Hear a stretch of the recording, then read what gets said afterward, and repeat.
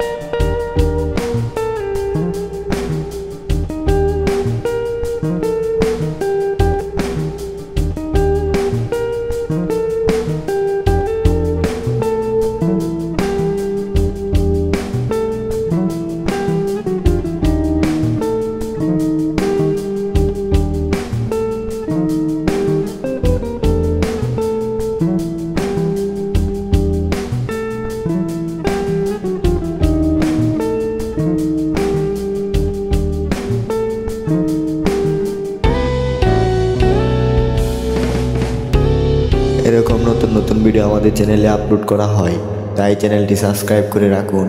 তাহলে নতুন ভিডিও দেওয়ার সাথে সাথে আপনার কাছে পৌঁছে যাবে।